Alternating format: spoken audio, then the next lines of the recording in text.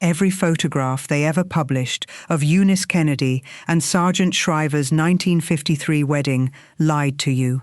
Not about the love was real. What the photographs lied about was the structure holding that love in place, the chain of command.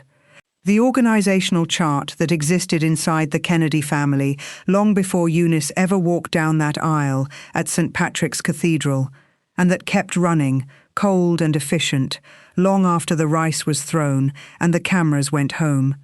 Eunice Kennedy's marriage to Sargent Shriver was not a fairy tale. It was a deployment. Here is what the glossy press coverage never told you.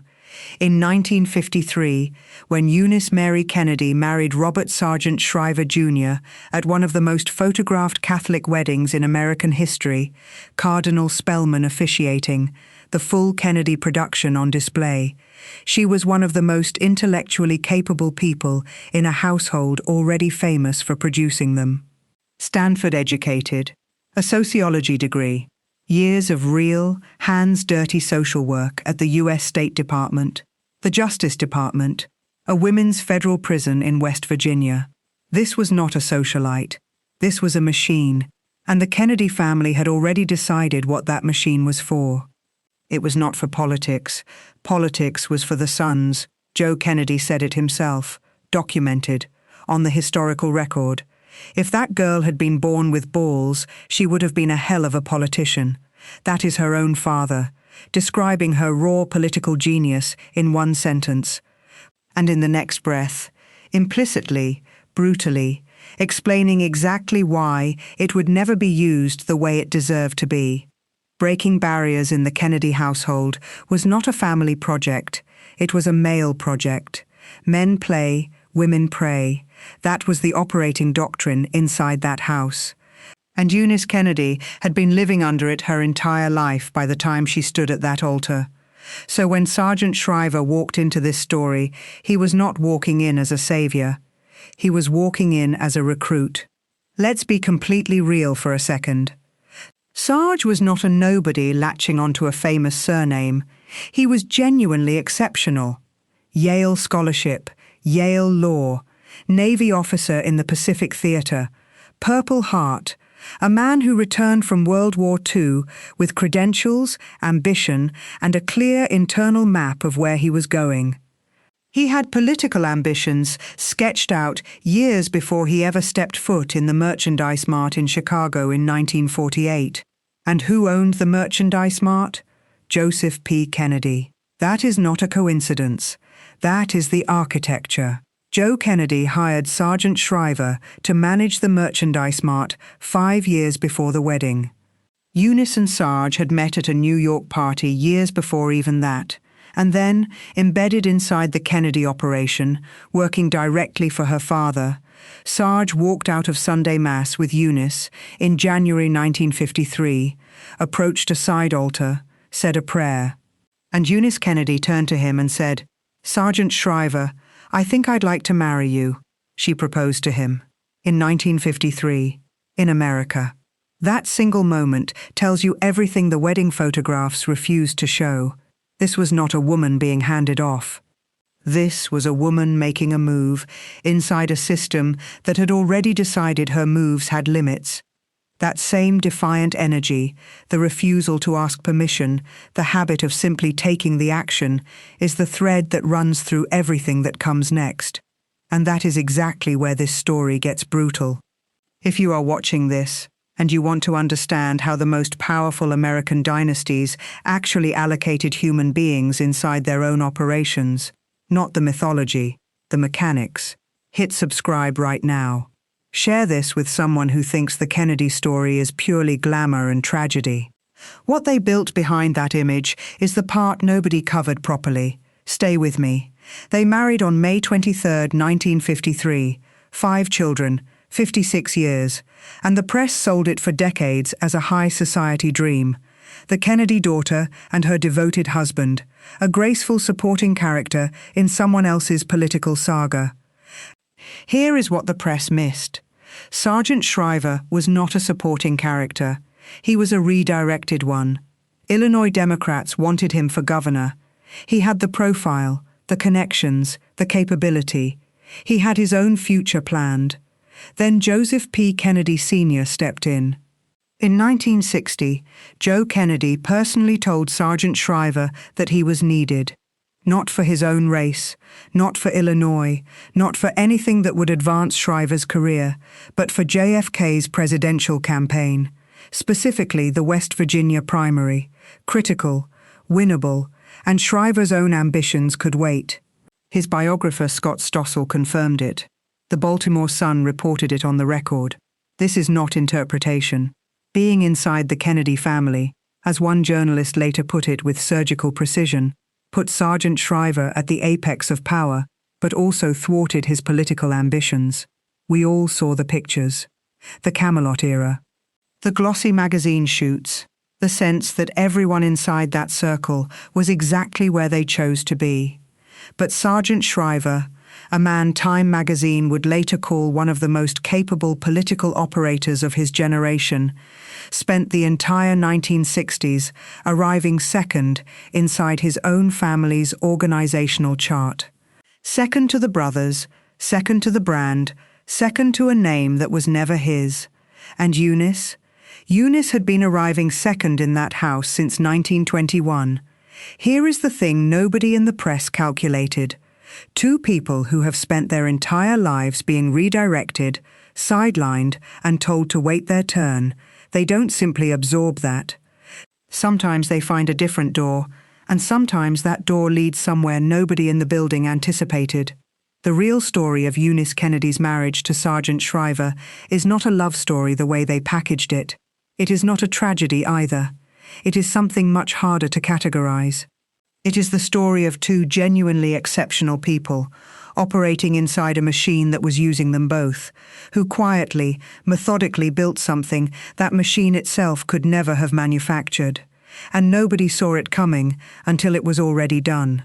You want to understand what the Kennedy family did with inconvenient truths? Start with Rosemary. Rosemary Kennedy was the eldest Kennedy daughter, born with an intellectual disability.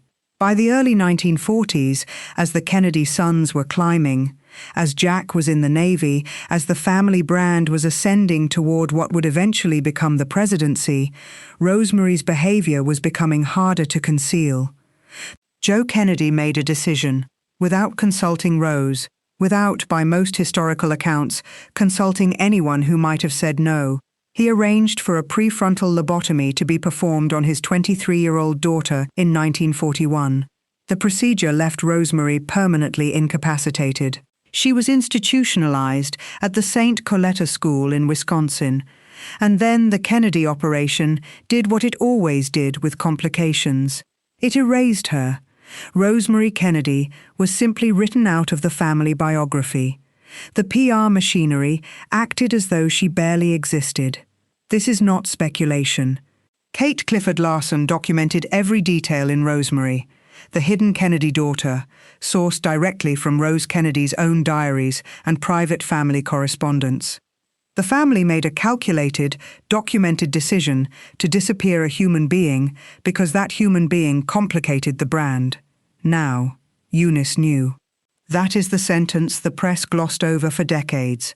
Eunice Kennedy had grown up swimming with Rosemary, sailing with her, playing sports with her on the Kennedy compound. She knew exactly what her sister's life was. She knew exactly what had been done to it. And she knew, because she lived inside this family, exactly why it had been done.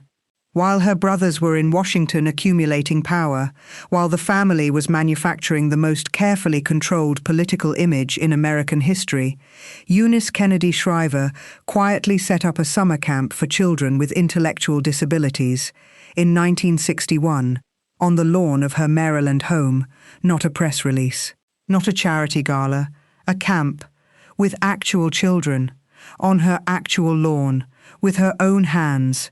That is not a PR move.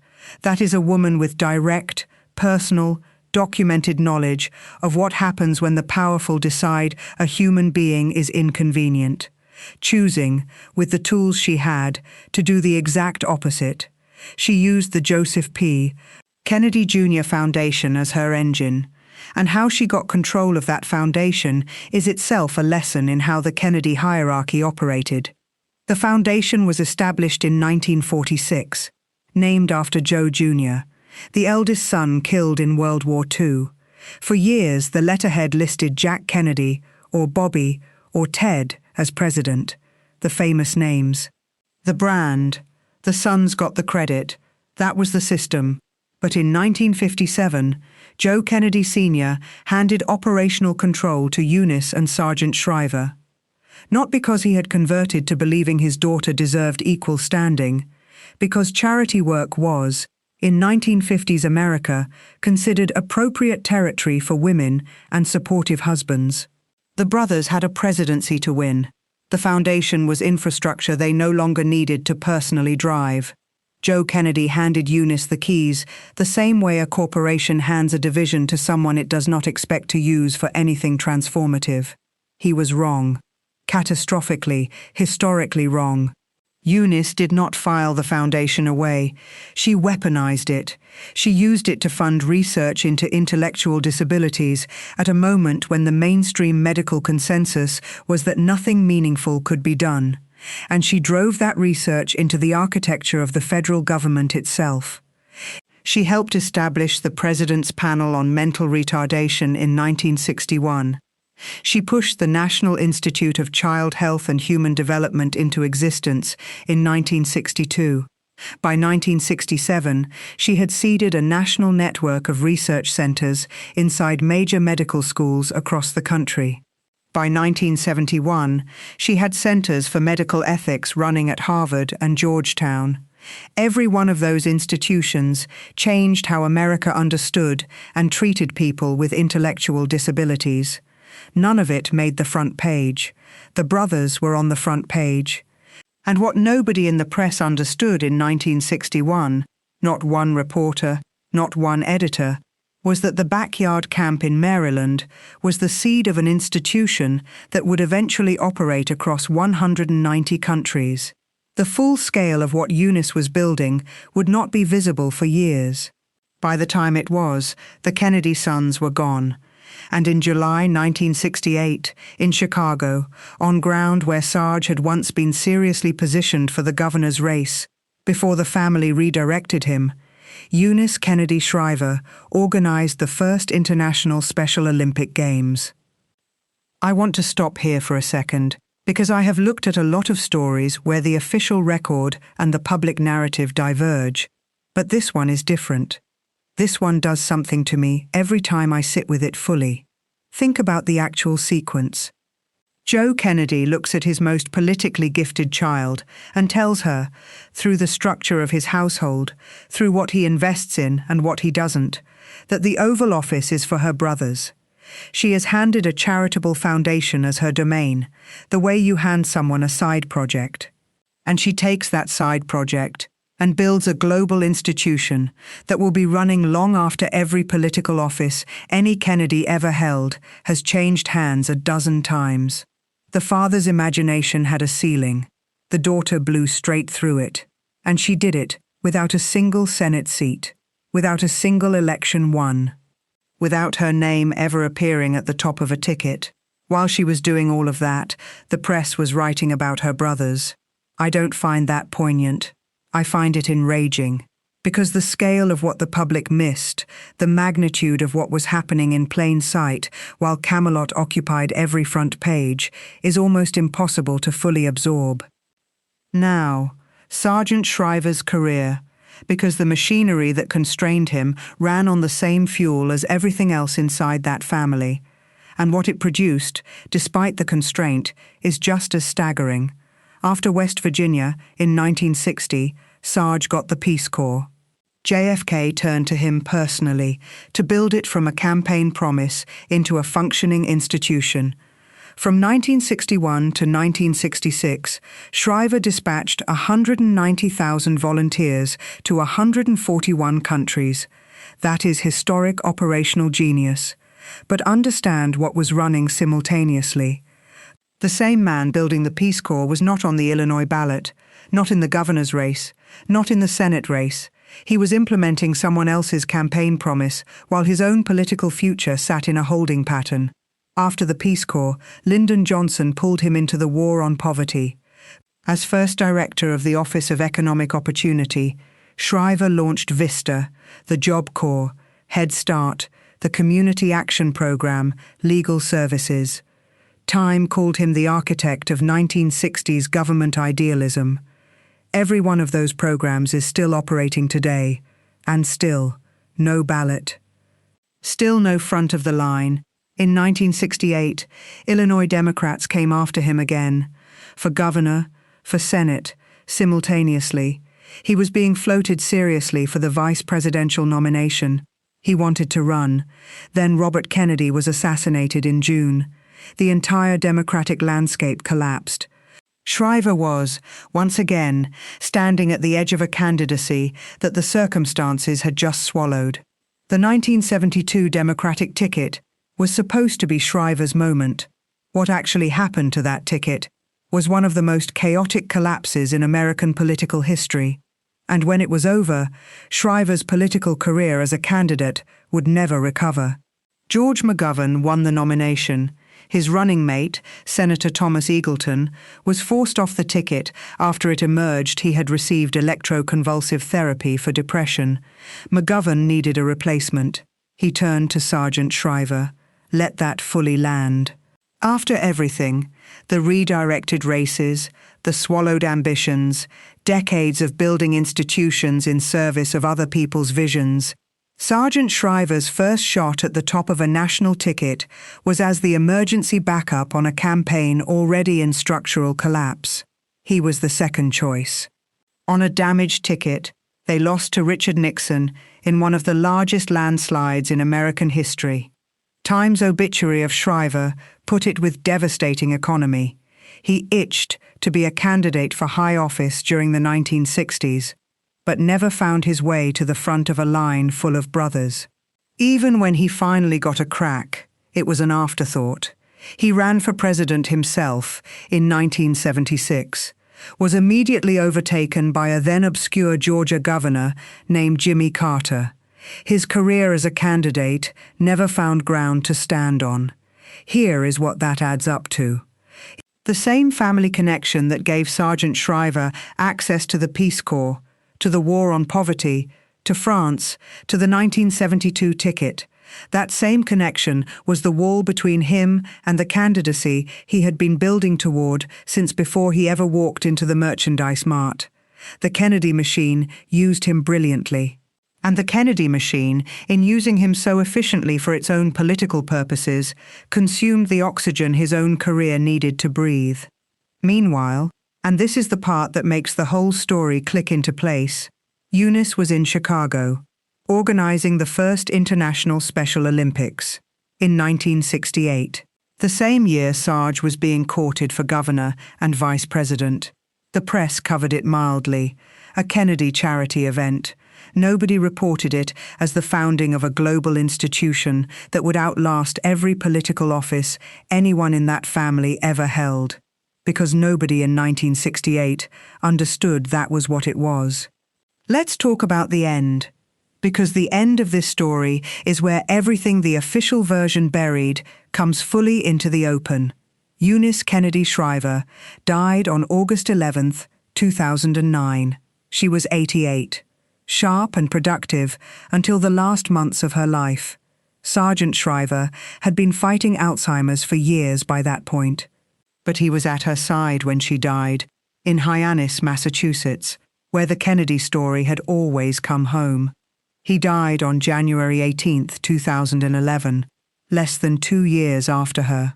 His son Anthony stood outside Suburban Hospital in Maryland and said his father was with my mum now. No spin, no brand management, a son outside a hospital saying his father had gone to be with the woman he loved. That sentence, 3 words long, is the most honest thing anyone associated with the Kennedy operation said publicly in 60 years. Now, here is the detail that almost sounds invented. It is not. The New York Times, in the photo caption accompanying Ted Kennedy's obituary on August 27, 2009, the day after Eunice died, misidentified two of his sisters and in some editions omitted Eunice's name entirely. Read that again. Eunice Kennedy Shriver, founder of the Special Olympics, Presidential Medal of Freedom recipient. The subject of the first portrait the Smithsonian's National Portrait Gallery had ever commissioned for someone who was not a sitting U.S. president or First Lady. The woman who had reshaped American and global policy around intellectual disability across 5 decades, omitted, from her own brother's obituary caption, in the newspaper of record, the day after she died, the Times ran a correction the following day, 1 paragraph, and moved on. That correction is the entire story in miniature, invisible or interchangeable. That was, as the Saturday Evening Post confirmed in sourced and documented language, the structural condition of being a Kennedy daughter. It did not end with Joe Kennedy Sr.'s death. It did not end with the 1960s. It followed Eunice Kennedy Shriver to her own obituary week, and the press still could not see her clearly enough to spell her name in a caption. Here is the question that cuts to the center of everything. What does the Camelot mythology actually consist of when you remove the mythology? John Kennedy was murdered in 1963. Robert Kennedy was murdered in 1968. Ted Kennedy's political future was permanently wrecked by Chappaquiddick in 1969. The sons Joe Kennedy had staked his entire generational vision on were, by the early 1970s, gone or broken. The presidency, the Senate, the campaign machinery. The image operation, all of it, damaged, collapsed, or carrying a wound that never fully closed. Now look at what Eunice and Sargent Shriver left behind. The Peace Corps, still operating. Head Start, still operating. Vista, still operating. Legal Services, still operating. The Job Corps, still operating. The Special Olympics, 5.5 million athletes across 190 countries, still growing every year. The U.S. Congress renamed the National Institute of Child Health and Human Development after Eunice Kennedy Shriver in 2008. The Smithsonian commissioned her portrait, a commission previously reserved for presidents. She received the Presidential Medal of Freedom, the Legion of Honor, the Laetare Medal of Notre Dame. Sargent Shriver received the Presidential Medal of Freedom in 1994. President Obama called him one of the brightest lights of the greatest generation. The man the press spent decades calling a Kennedy appendage, and the woman the New York Times forgot to name in her own brother's obituary, they produced a body of institutional work that has outlasted every Senate seat, every presidential campaign, and every magazine cover the Kennedy machine ever ran. That is not a footnote to the Kennedy story. That is the verdict. The high society dream they sold you in that 1953 St. Patrick's Cathedral photograph was real in its parts. The love was genuine, the faith was genuine. 56 years of marriage, 5 children, 19 grandchildren, a son standing outside a hospital, saying his father had gone to be with the woman he loved. All of it real. But the framing was false.